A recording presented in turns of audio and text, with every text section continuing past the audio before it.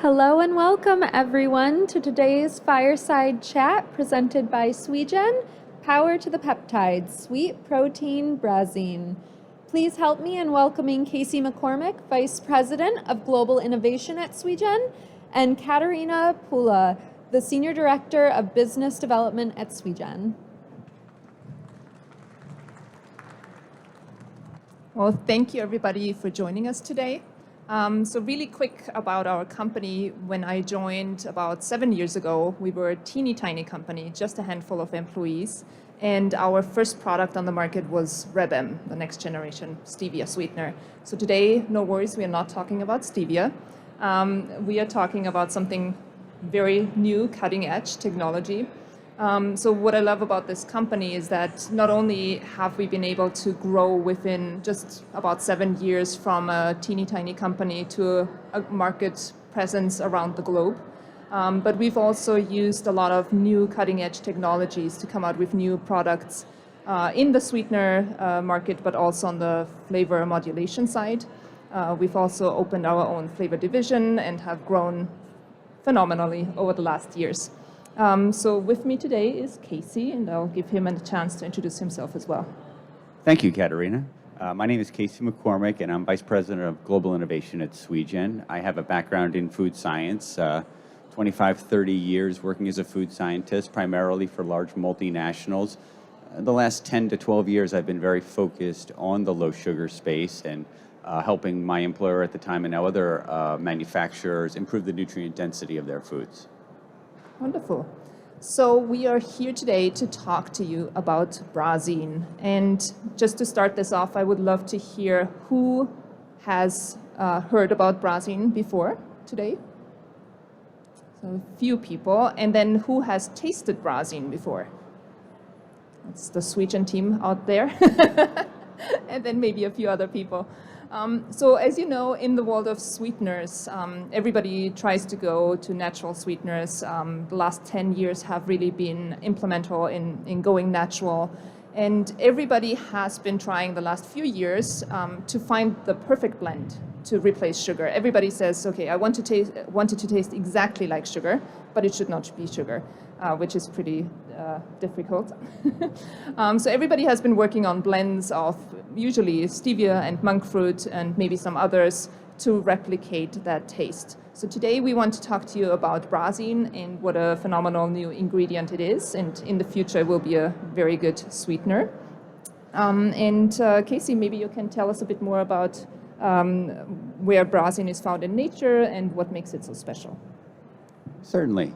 So Brazine comes from a bush in Africa, and there is a fruit on that bush called the ubili fruit. So this fruit has been consumed by the locals for many decades, and they began eating it because they saw the local monkey population was actually consuming the fruit as well. And when they tried it, they understood that it was sweet. About 20 or 30 years ago, scientists began to study this. Why is the fruit sweet? And they found within the fruit a protein that is, or a peptide that's known as Brazine. So Brazine itself is on a weight basis about 2,000 times sweeter than sugar. So just to give some perspective for people, traditional synthetic sweeteners like aspartame are about 200 times sweeter. Our Rebem is about 400 or 500 times sweeter. Sucralose, just another traditional synthetic, is about 600 times. So we're talking a very high level of sweetness efficacy. It also means that even though Brazine itself as a peptide has some caloric value, the amount of Brazine that would ever be required in a food or beverage product would be negligible from a caloric perspective. But this is a protein, so it occurs in nature. So as Katerina indicated, the natural sweetener space has been defined primarily by things like stevia and monk fruit the last several years, with increasingly higher value versions of those coming to the market. Brazine is very different in that regard in terms of obviously the naturality and the sweetness intensity piece. Okay. Just make sure I get all the points. Just an important point of clarification too, because I know this is a popular question when we bring up the natural origins of the material. Because the ubli fruit is not a cultivated agricultural product today, Sweegen will be bringing Brazine to the marketplace through precision fermentation. So that meaning we'll create exactly the molecule as it exists in nature, the 54 amino acids, sequence, disulfide bonds, etc., but through precision fermentation. We're very happy at Sweegen to highlight that earlier this spring we received FEMA GRAS approval for Brazine. So we have now introduced the product to the marketplace through a line of flavors called Sweetensify. Wow, wonderful. So can you tell us more about the characteristic of Brazine in terms of stability? Because I'm not a food scientist, but I know that proteins usually are not the most stable ones. That is true. Brazine is one of actually several different sweet proteins that occur in nature. Just to give an example, there's a sweet protein called monolin. It has similar properties, 2,000 times sweeter. Monolin, however, will completely denature at temperatures over about 70 degrees Celsius. We know that to make food and beverage products that are safe, food safe for at the time of consumption and over the course of shelf life, we traditionally need to introduce either heat, high heat for either pasteurization or sterilization, or we need to create high acid conditions. Again, those are conditions that are not typically suitable for proteins. Brazine, amongst the sweet proteins, is unique in that compared to its contemporaries, it is much more resistant to those conditions. So just to give some specific examples where we've tested Brazine and found very good stability. So think about hot filling of juice beverages. So high temperature, short time, UHT, aseptic processing conditions, pH conditions from starting very high up to 8.0 down to 2.0. So we feel very confident in the material's performance in terms of our testing compared to these phenomenons I described are also well documented in the scientific literature as well. So Sweegen has been working on Brazine internally for several years. When you bring a new ingredient to the market, it always seems like this is something really new, really exciting. We've been working on it for quite a while and have been excited by it for a while. But you have to imagine with one of these very new ingredients, there is literally nothing out there in the market. There is no literature to check. There are some hints here and there, but there is no application data. There is no sensorial data. So this is something our teams had to really start from scratch. So we've been at it for a couple of years now. And then Casey and his team are really working on finding out, so how does Brazine work in applications? And for that, they had to start really at 1 ppm. What does 1 ppm do? What do 100 ppm do? And maybe the golden rule is in the middle or somewhere in between. So there was so much testing done internally to find out how does it perform in water, and then from there, how does it perform in dairy? How does it perform with protein? How does it perform in a bakery application? At the same time, our sensory and consumer insights team was now looking at the taste performance. So we did a lot of taste panels internally.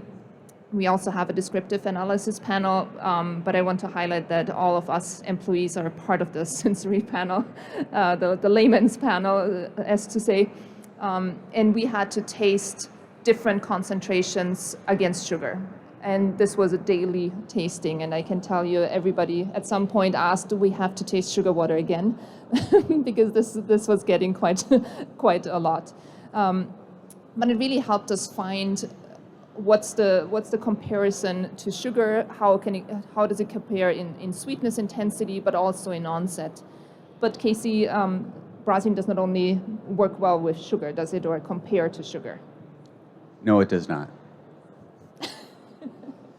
So yes, Katerina is correct. We have, in addition to our biotechnology ingredients, Sweegen as a corporation is also very skilled and strong in sensory, including descriptive analysis and My team, the technology and applications team, partnered with Sensory to build a lot of these core know-how as we kind of built our knowledge map in terms of how Brazine could add value to different food and beverage categories.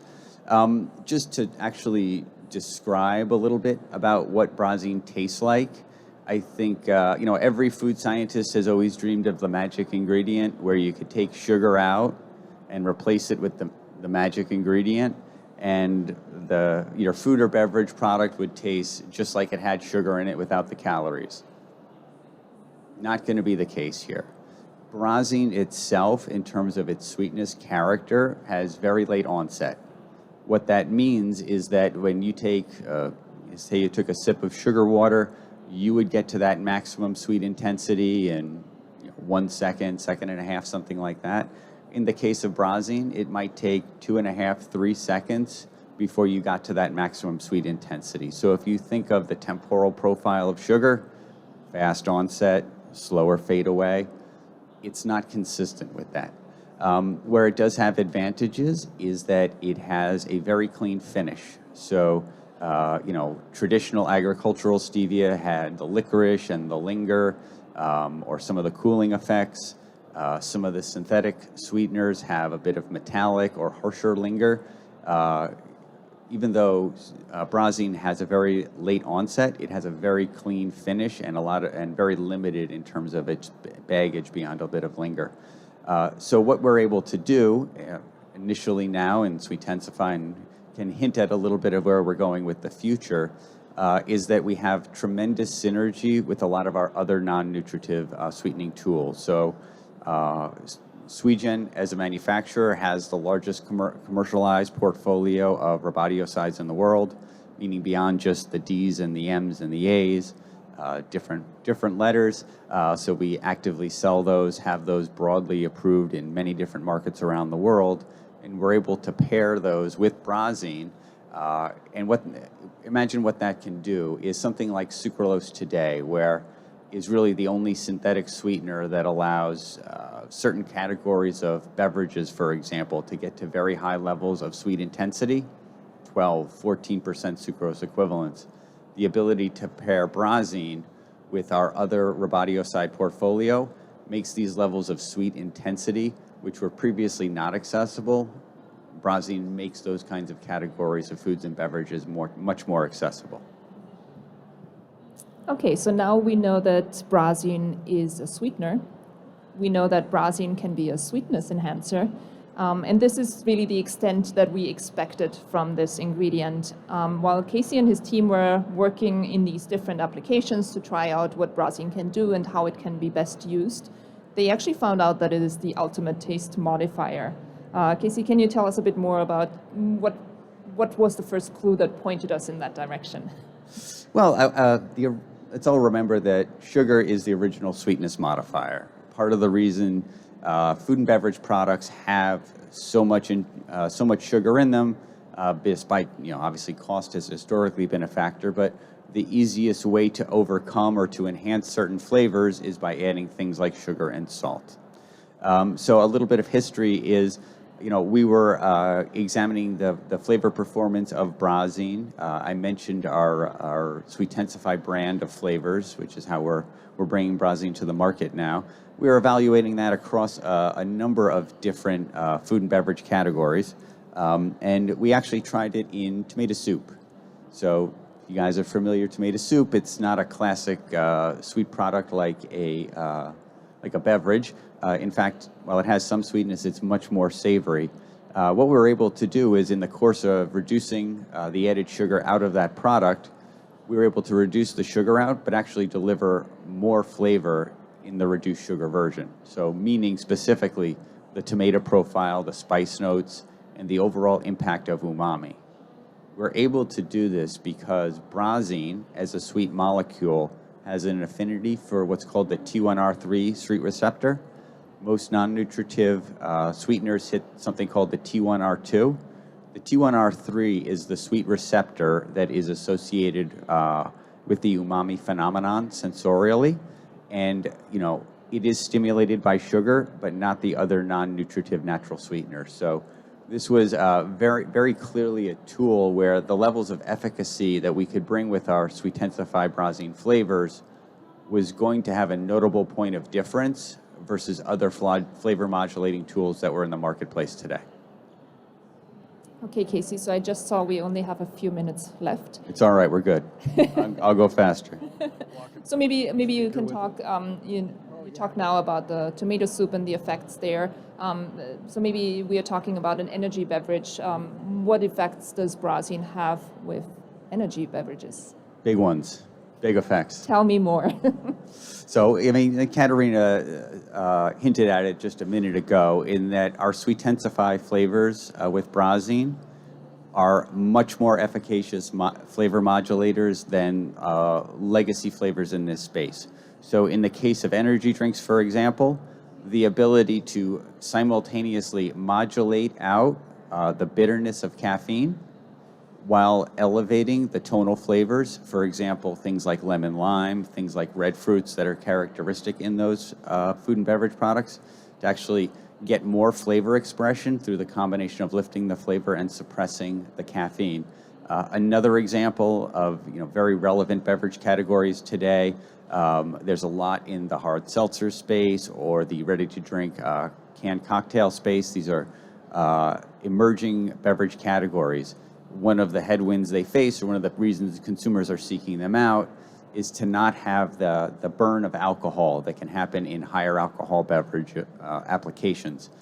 Brazine, for example, can, again, mitigate out the burn that comes in alcohol, as well as elevate whatever the characterizing flavor is. So just what the consumer wants. Less of the negative in the burn, more of the flavor that they're picking up the product for. And I can tell you, nobody complained when we had to test this characteristic internally. Correct. Okay, so what's next for Brazine in the next few years?